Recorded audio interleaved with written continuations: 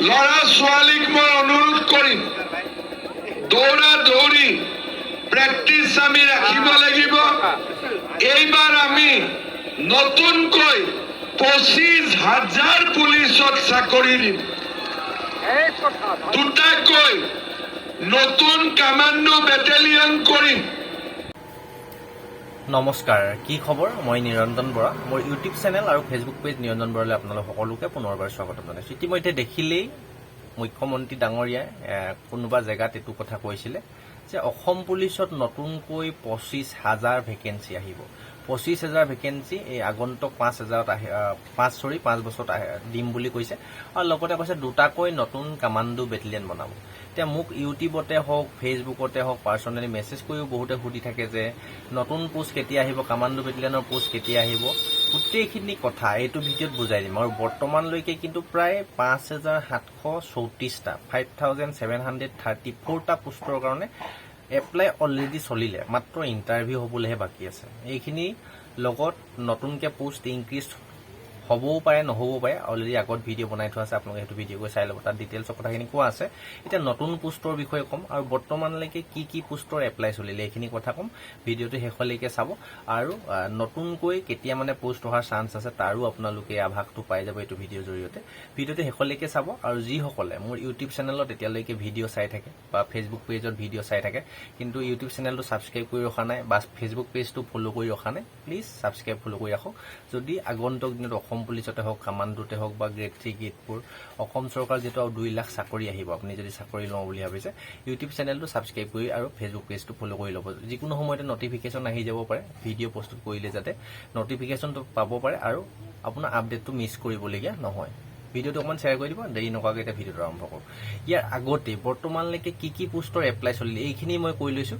তাৰপিছতে আপোনালোকক নতুনকৈ যি পোষ্ট আহিব, কি পোষ্ট আহিব, কেতিয়া মানে পোষ্ট হোৱাৰ চান্স আছে এইখিনি কথা ক'ম। অফিচিয়েলি যেতিয়া ডেট বঢ়াই দিছিলে পুনৰ এপ্লাই কৰিবলৈ তাৰ তেতিয়া নটিফিকেশ্যন হয়। ইয়াতে প্ৰায় 5,734টা 5,734টা পোষ্টৰ উল্লেখ আছে। কোনটো বিভাগত কিমানটা পোষ্ট আছিলে এইখিনি মই কৈ গৈছোঁ, আপোনালোকে চাই লওক। এখন 26/2/2026 26 তাৰিখ 2 মাহ 2026ত অহা নটিফিকেশ্যন হয়। ইয়াতে যদি চাই 1/3/2026 পৰা এপ্লাই ডেট দিছিল, আকৌ 5 তাৰিখ 3 মাহ 2026লৈকে এইবিলাক হয়তো এডভাৰটাইজমেণ্ট আপোনালোকৰ কাৰেকশ্যন কৰা ডেট দিছিল। এতিয়া যে পোষ্ট ক'ত কিমানটা আছিলে চাই লওক। টোটেল 5,734টা বুলি ক'লোঁ। এতিয়া কোনটো বিভাগত কিমান পোষ্ট বৰ্তমান এপ্লাই চলি ইণ্টাৰভিউ হ'বলৈ বাকী আছে এইখিনি আপোনালোকে চাই লওক। প্ৰথমতে যে 1052টা 1052টা UB কনিষ্টবলৰ পোষ্ট, 663টা পোষ্ট কনিষ্টবল AB, তাৰপৰা 48টা sub inspector UB SI post আছিলে, মানে SI আছাম পুলিচৰ SI 48টা পোষ্ট, 4টা পোষ্ট আছিলে sub inspector of police communication APR, 6টা পোষ্ট আছিলে ষ্টেচন অফিচাৰৰ, 5টা পোষ্ট আছিলে স্কাউট কামাণ্ডাৰৰ আৰু ফায়াৰ এণ্ড ইমাৰ্জেঞ্চি ছাৰ্ভিচৰ, 39টা post assistant jailer in prison ডিপাৰ্টমেণ্টৰ পোষ্ট আছিলে। এইখিনি SI ৰেংকৰ পোষ্ট হয়। তাৰপিছতে যদি চাই 47টা পোষ্ট আছিলে inspector AB sub inspector AB মানে কামাণ্ডো SI পোষ্ট, 3টা পোষ্ট আছিলে অনলি কামাণ্ডো বেটেলিয়ানৰ, 3টা পোষ্টেই আছিলে কনিষ্টবলৰ। তাৰপৰা 127টা পোষ্ট আছিলে ড্ৰাইভাৰ কনিষ্টবল ইন আছাম পুলিচৰ ড্ৰাইভাৰ, 127টা পোষ্ট আছিলে। 14টা পোষ্ট আছিলে কনিষ্টবল ডিছপজিট ৰাইডাৰৰ পোষ্ট, 20টা পোষ্ট আছিলে কনিষ্টবল মেছেঞ্জাৰ, 3টা পোষ্ট আছিলে কনিষ্টবল হেণ্ডিমেনৰ আৰু লগতে APRৰ 90টা পোষ্ট আছিলে ড্ৰাইভাৰ, 4টা পোষ্ট আছিলে ড্ৰাইভাৰ অপাৰেটৰ পোষ্ট আছিলে under fire and emergency ছাৰ্ভিচৰ। Assam পুলিচৰ 7টা পোষ্ট আছিলে ড্ৰাইভাৰ কনিষ্টবলৰ, 106টা পোষ্ট আছিলে ড্ৰাইভাৰ আণ্ডাৰ ফৰেষ্ট ডিপাৰ্টমেণ্টৰ, 106টা পোষ্ট আছিলে। তাৰপৰা 4th গ্ৰেড লেভেলৰ পোষ্টখিনি চাওক। 96টা পোষ্ট আছিলে চাফাই কৰ্মচাৰী ইন আছাম পুলিচ ডিপাৰ্টমেণ্টৰ, 96টা পোষ্ট চাফাই কৰ্মচাৰী আছে আছাম পুলিচৰ। তাৰে 3টা পোষ্ট আছিলে চাফাই কৰ্মচাৰী ইন আছাম কামাণ্ডো বেটেলিয়নৰ, 3টা পোষ্ট আছিলে। 5টা পোষ্ট আছিলে চাফাই কৰ্মচাৰী ইন ফায়াৰ এণ্ড ইমাৰ্জেঞ্চি ছাৰ্ভিচৰ, 8টা পোষ্ট আছিলে চাফাই কৰ্মচাৰী under DGCG director general civil ডিফেন্সৰ আণ্ডাৰত, 8টা পোষ্ট আছিলে। তাৰপৰা 211টা পোষ্ট আছিলে ফৰেষ্টাৰ গ্ৰেড 1ৰ, তাৰপৰা 504টা ফৰেষ্ট গাৰ্ডৰ পোষ্ট আছিলে, 74টা গেম ৱাচাৰ পোষ্ট আছিলে ফৰেষ্ট ডিপাৰ্টমেণ্টৰ, 405টা AFPFৰ পোষ্ট, 642টা post constable WOWT wireless operator wireless টেকনিচিয়ানৰ পোষ্ট আছিলে। আৰু এটা পোষ্ট আছিলে কনিষ্টবল UB, লগতে এটা পোষ্ট আছিলে APR ডিপাৰ্টমেণ্টৰ। তাৰপৰা এটা পোষ্ট আছিলে ছাব অফিচাৰ 337টা পোষ্ট আছিলে ফায়াৰমেনৰ, সেইখিনি ছায়েন্সৰ লগত PCM, 41টা পোষ্ট আছিলে emergency rescue and fire emergency ছাৰ্ভিচৰ, তাৰপৰা 733টা কনষ্টেবল গ্ৰেড 3 পোষ্ট আছিলে, য'ত নেকি NC চাৰ্টিফিকেট লাগে আৰু হোমগাৰ্ডৰ চাৰ্টিফিকেট থাকিব লাগে। তাৰপিছত আছিলে 11টা পোষ্ট আছিলে বেণ্ডমেনৰ পোষ্ট আছিলে, 11টা বেণ্ড বজোৱা, 2টা পোষ্ট আছিলে bugler under DGCD director general civil ডিফেন্সৰ আণ্ডাৰত, তাৰপৰা 10টা পোষ্ট আছিলে বুটমেন আছাম পুলিচ ডিপাৰ্টমেণ্টৰ 10টা পোষ্ট আছিলে।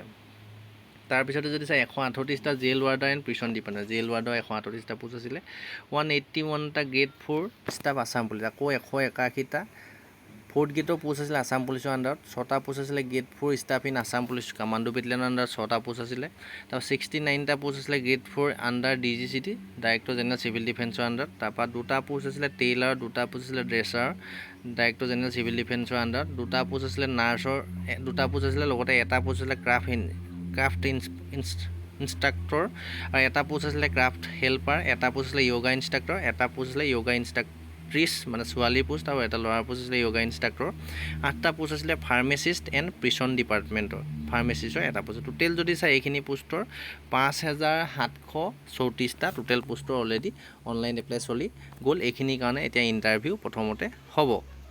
এতিয়া নিশ্চয় গম পালে গোটেই পোষ্টখিনি কিমানখিনি পোষ্টৰ কাৰণে অনলাইন এপ্লাই চলি গ'ল। টোটেল 5734টা 5734টা পোষ্টৰ কাৰণে অলৰেডি এপ্লাই চলিলে। 2-3বাৰকৈ এপ্লাই কৰিবলৈও ডেট বঢ়াই উঠিলে।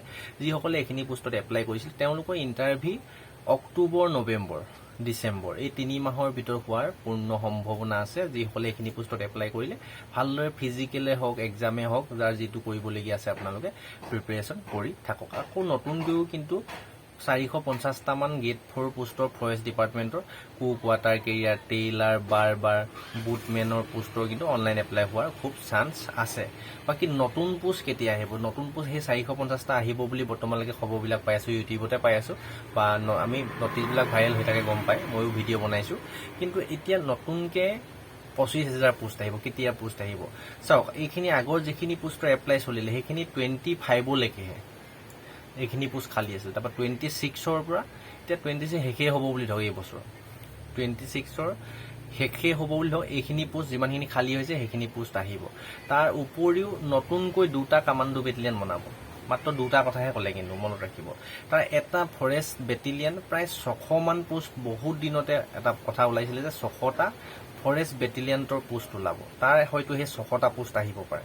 আৰু নেক্সট 2টা কামাণ্ডো বেটেলিয়ন বুলি কৈছে, সেইটো এটা বুলি ধৰি দিয়ে আৰু কিন্তু লগত তেতিয়া এটা কামাণ্ডো বেটেলিয়নৰ পোষ্টে থাকিব। সেইটো ফৰেষ্ট ডিপাৰ্টমেণ্টতে বনাই নে নতুনকৈ আপোনালোকৰ কামাণ্ডো পোষ্টে উলিয়াই দিয়ে নে সেইটো কথা এতিয়াই ক'ব পৰা নাযায়।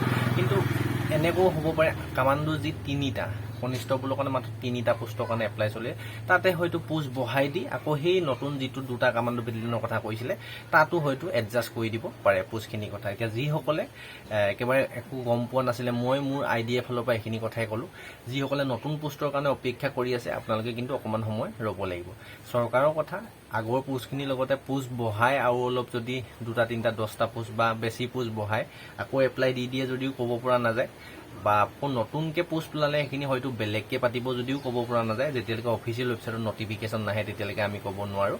মাত্ৰ অনুমানিকে আমি ধাৰণাবিলাকহে কৰিব পাৰোঁ। এতিয়া মুঠতে আপোনালোকে মুখ্যমন্ত্ৰী ডাঙৰীয়া হিমন্ত বিশ্ব মামাক আপোনালোকে কমেণ্ট কৰিবলৈ য'তে লগ পায় ত'তে পোষ্টৰ কথা, এপ্লাই ডেটৰ কথা বা পোষ্ট বঢ়োৱাৰ কথা ক'ব লাগিব, তেতিয়াহে তেওঁ কিবা এটা গুৰুত্ব দিব। অলৰেডি পোষ্ট আহিব, কিন্তু 25,000 পোষ্ট আহিব বুলি কৈছে।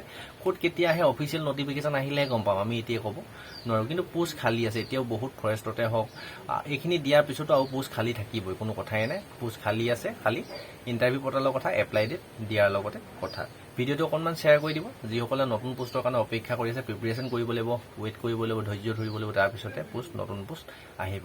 ডেছক্ৰিপশ্যনটো হোৱাটছএপ গ্ৰুপৰ লিংক আছে, টেলিগ্ৰাম চেনেলৰ লিংক, ইনষ্টা ID, ফেচবুক পেজৰ লিংক, গোটেইখিনি মোৰ লগত দিয়া আছে। মোৰ লগত যদি জড়িত হৈ থাকিব বিচাৰে তেন্তে ছাবস্ক্ৰাইব ফ'ল' কৰি ৰাখিব।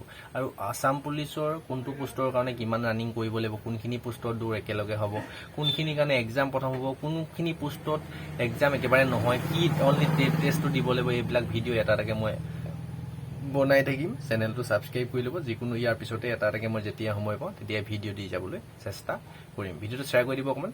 ধন্যবাদ।